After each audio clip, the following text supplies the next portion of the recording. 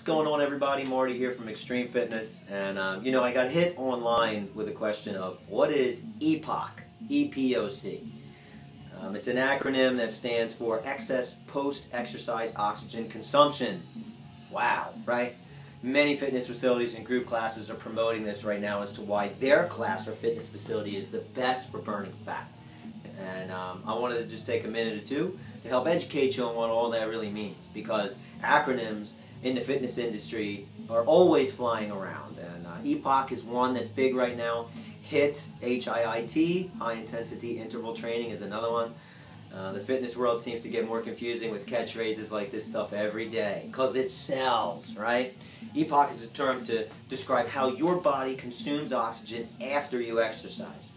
Your recovery from exercise is biphasic, meaning that you have an initial recovery that can last from 10 seconds up to several minutes, like in between your sets. And then you have a second, much slower recovery phase that may last for several hours. During recovery, oxygen consumption is elevated, your cardiac and pulmonary function is elevated while your body's trying to remove the waste products from exercise and trying to restore your metabolism back to its baseline, which is where it was when you started working out. Question is, are the calories that are being used during that post-exercise recovery really increasing your metabolic rate, and is it really burning fat? Like so many of the fitness industry pseudo-experts want you to believe. And it's a sellable thing.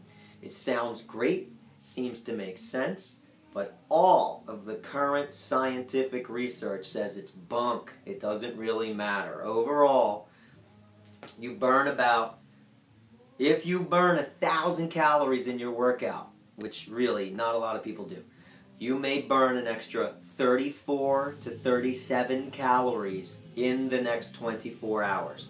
That's the EPOC.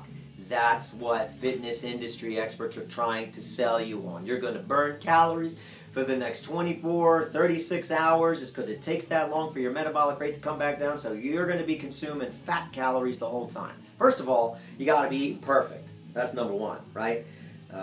Number two, even if you're eating pretty good, you got to still make sure you're creating a deficit, because you're not going over in the necessary macros, proteins, carbohydrates, and fats that your individual body needs.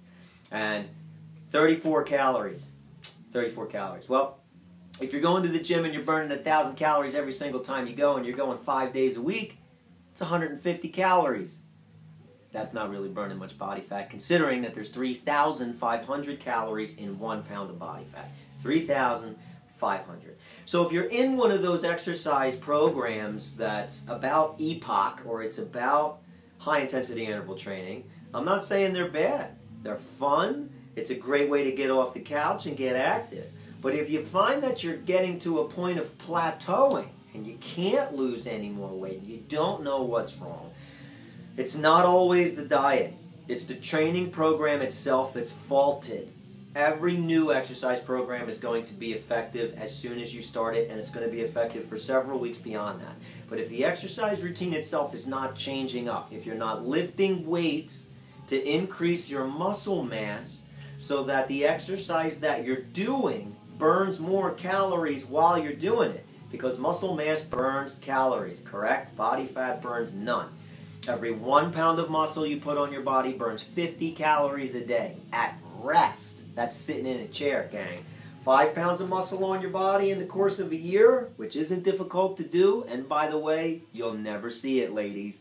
You'll never see 5 pounds of muscle on your body. But it's going to let you burn, or get this one, you get to eat 250 more calories a day and gain no weight from that. Who doesn't like food? I love food. I like to eat food.